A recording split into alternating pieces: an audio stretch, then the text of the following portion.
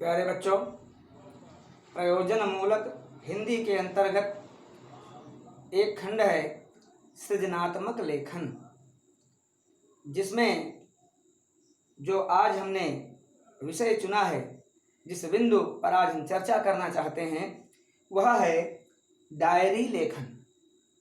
तो सबसे पहले हम सब यह जान लें कि डायरी क्या है।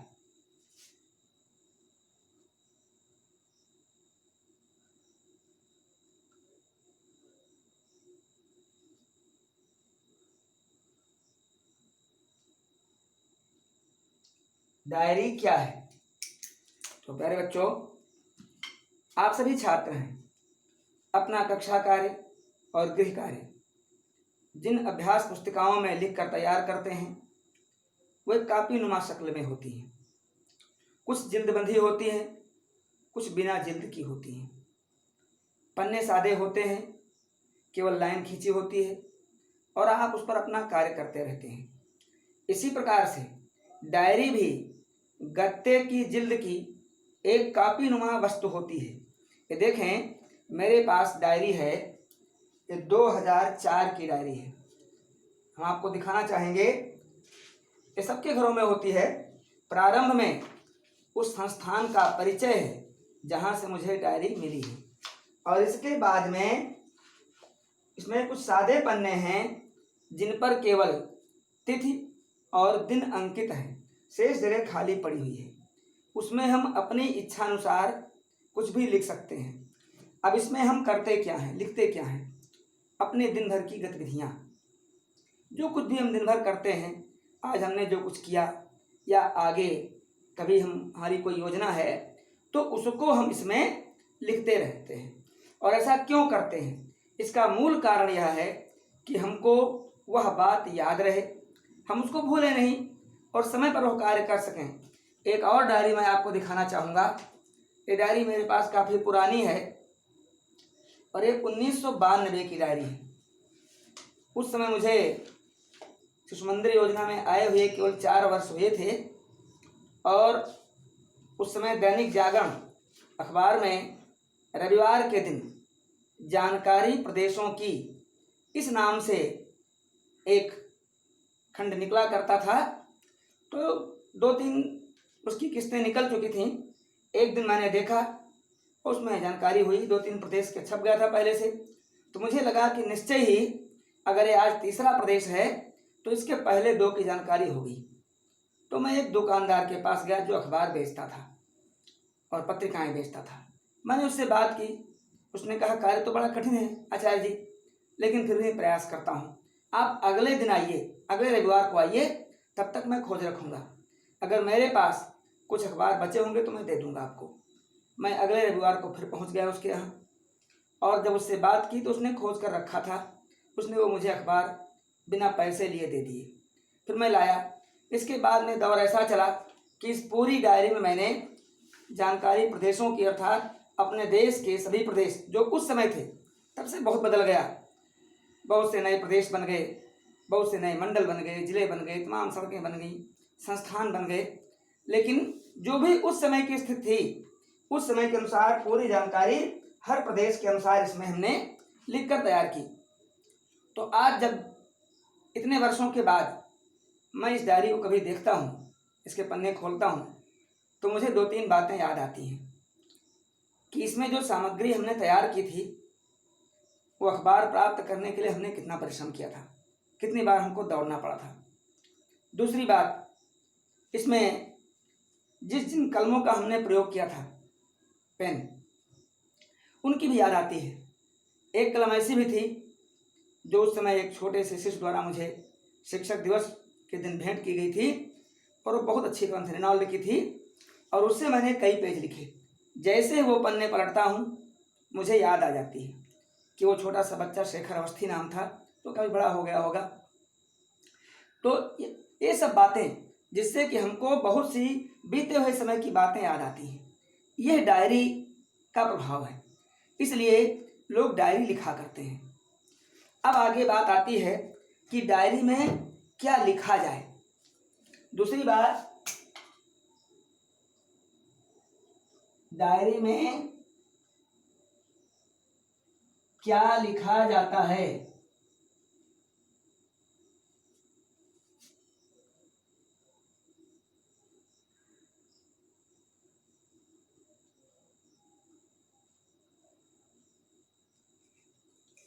तो देखिए, ये मानव का स्वभाव है कि वह दिन भर कुछ ना कुछ करता रहता है, कभी एक क्षण भी व्यर्थ नहीं बैठना चाहता।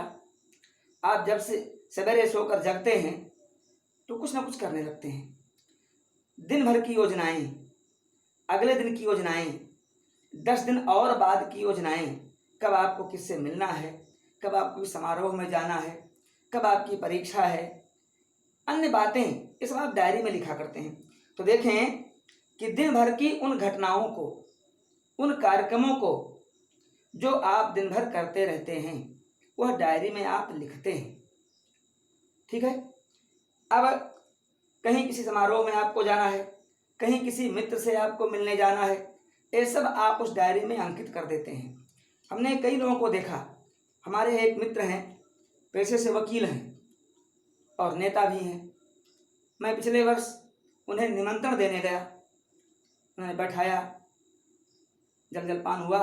इसके बाद जब मैंने उन्हें निमंत्रण दिया, उन्हें तुरंत अपनी डायरी उठाई और जिस तिथि को मेरे यहाँ पहुँचना था उस तिथि का पृष्ठ खोला और उसमें अंकित कर लिया कि इस तिथि को श्री मनमोहन मिश्र चाचा के यहाँ हमको पहुँचना है, और डायरी रख दी।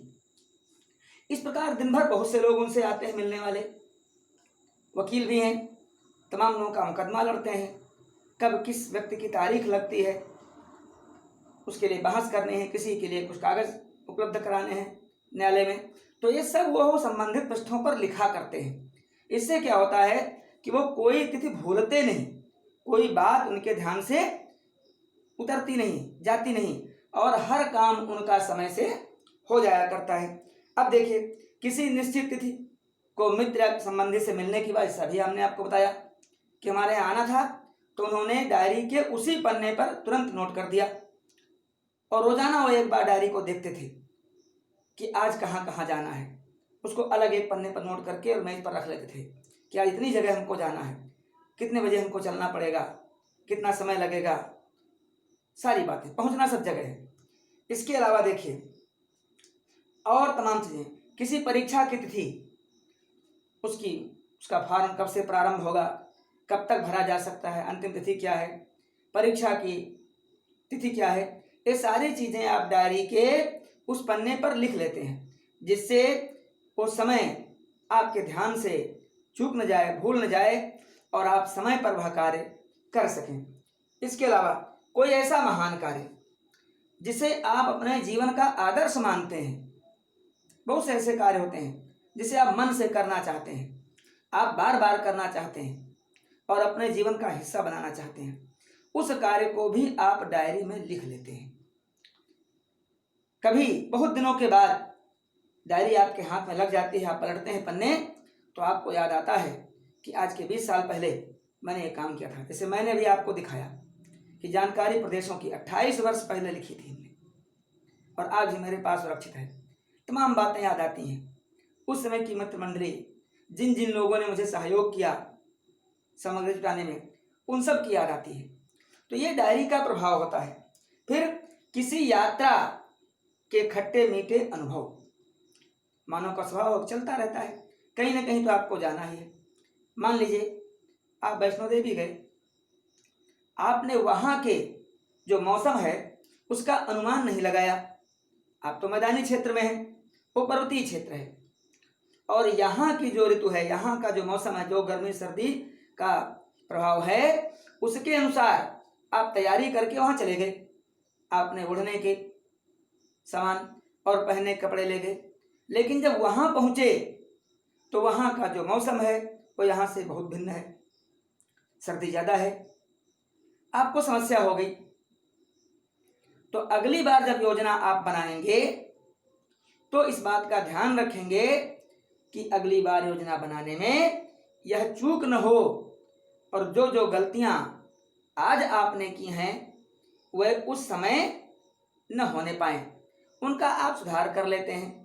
ऐसे अनेक बार आप घर से निकलते हैं, रेलवे स्टेशन पर जाते हैं, आपके पास टिकट है, सारी बातें हैं, लेकिन जो ट्रेन है वो काफ़ी देर विलम्ब से आ रही है।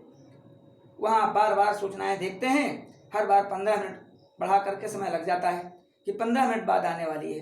वो 15 मिनट बीतता है, फिर 15 मिनट बाद आने वाली है। तो ऐसे करके कई कई घंटे आप बैठे रहते हैं। साथ में आपके बच्चे हैं, परिवार है, परेशानी होती है, बच्चे रो रहे हैं, ये खाएंगे वो खाएंगे। तो ये सारी चीज़ें, होता क्या है कि ये सब क्या है, ये सब खट्टे मीठे अनुभव हैं।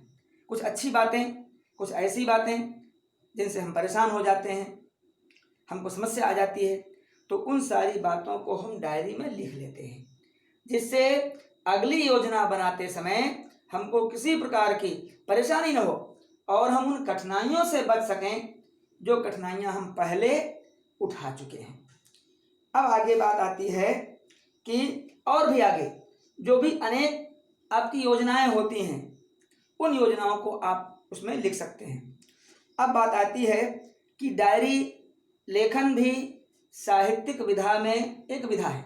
ऐसे साहित्य में गद्य साहित्य जो है उसमें निबंध, कहानी, उपन्यास, नाटक, रिपोर्टाज इत्यादि विधाएं हैं, संस्मरण और साक्षात्कार।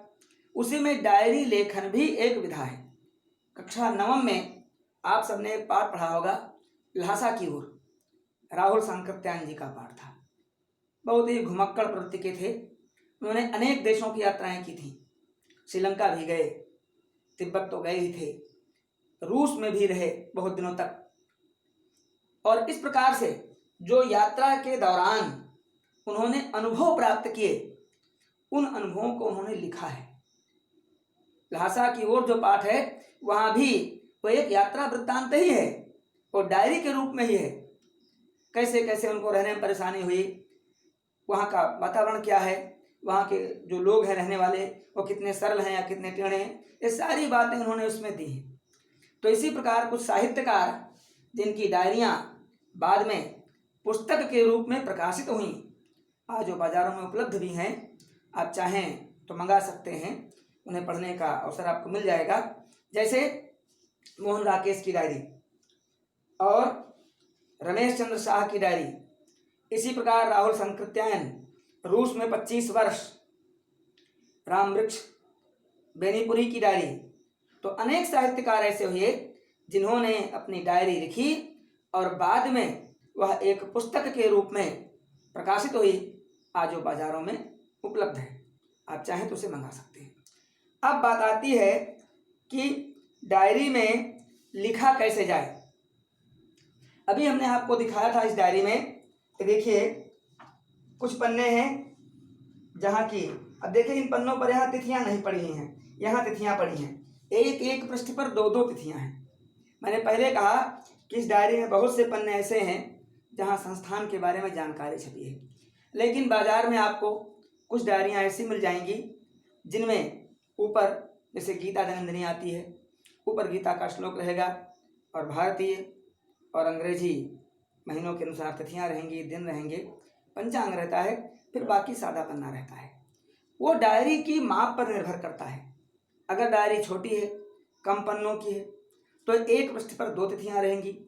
अगर डायरी मोटी है, बड़ी है, तो एक तिथि एक पृष्ठ। अब उसमें क्या है कि आप जैसे इस वर्ष की डायरी मेरे पास हो और मैं रोजाना उसमें कुछ न कुछ लिखूं, तो कब कितना लिखा जाएगा इसके बारे में पहले से कुछ तय नहीं होता। कभी हमको 2-4 बातें लिखनी होती हैं और कभी अधिक लिखना होता है।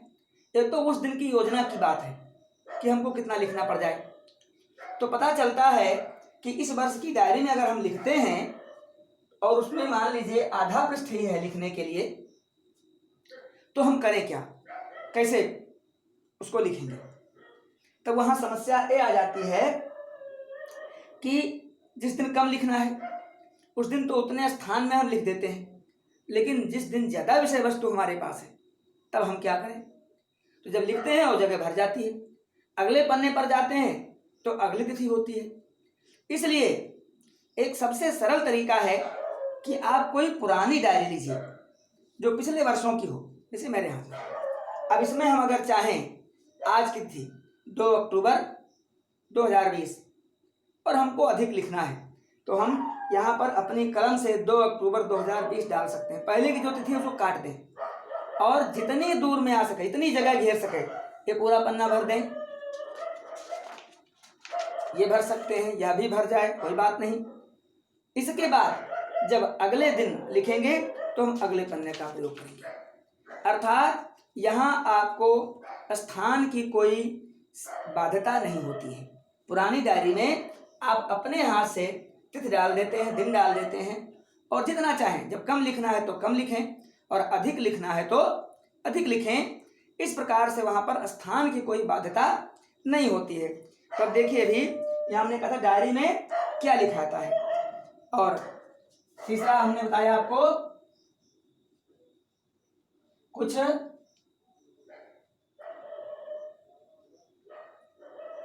प्रसिद्ध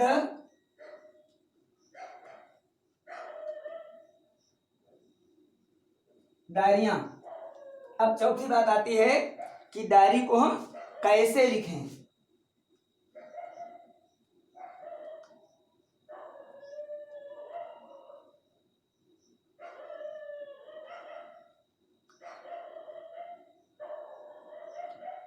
तो वही बात चल रही कि एक पुरानी डायरी लेकर के और उसमें अपने हिसाब से हम तिथि अंकित करें, दिन अंकित करें, और जहाँ जितना लिखना हो उसको हम लिखते रहें। लिखना क्या है, ये सारी बातें आपको पहले बता दी गई हैं। सबकी अपनी अपनी प्रवृत्ति होती है, सबकी अपनी अपनी योजनाएं होती हैं, और सबकी अपनी अपनी कला होती है।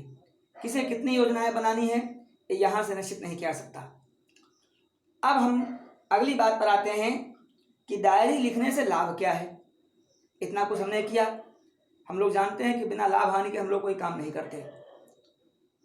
भगवान श्री कृष्ण ने गीता में तो कह दिया कि लाभ हानि की चिंता मत करो, लेकिन ये मानव का स्वभाव है कि वह पहले लाभ देख लेता है, तभी किसी क्षेत्र में कदम बढ़ाता है। तो यहाँ पर हम लोग क्या करेंगे, अब विचार करेंगे कि डायरी हम लिखते क्यों हैं।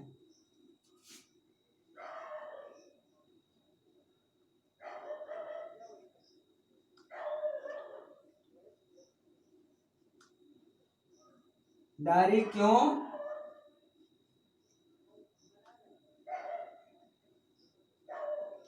लिखते हैं। तो सबसे बड़ी बात, सबसे जो बड़ा लाभ है इसका, वह है कि इससे अनुशासनबद्धता आती है।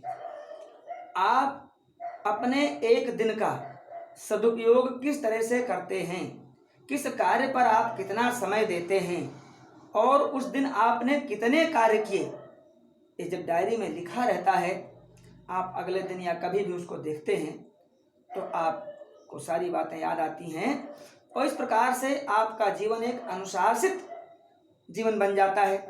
आपकी दिनचर्या अनुशासित हो जाती है, एक क्रमबद्धता आती है, और एक प्रकार से आपका जीवन, फिर आपको सोचना नहीं पड़ता कि हमको अमुक काम करना है तो समय कहाँ से मिलेगा, वो सब समय निकल आता है। जब अनुशासनबद्धता होती है तो आप हर काम में से थोड़ा थोड़ा समय काट करके और उस नए कार्य को भी कर लेते हैं, चाहे किसी कार्य के बीच में करते हैं या आप किसी कार्य के अंत में करते हैं। इस प्रकार से तो पहली बात कि अनुशासनबद्धता आती है। दूसरी बात यह होती है कि वह आपके जीवन का एक लेखा जोखा होता है। आज आपने डायरी लिखी 1 वर्ष तक, लेकिन 20-25 साल बाद आप देखेंगे तो आपको आज के समय की सारी बातें याद आ जाएंगी कि डायरी हमने जब लिखी थी तब मेरी अवस्था क्या थी, उस समय मैं कार्य कौन सा करता था, कितनी मेरे अंदर ऊर्जा थी। ये सारी बातें आपको याद आती हैं, अर्थात हमारे अतीत का यह दर्पण होती है। तो इसमें देखिए हम लिखेंगे क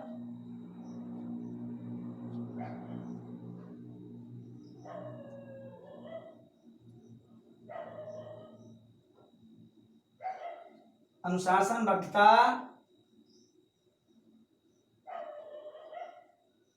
आती है, ख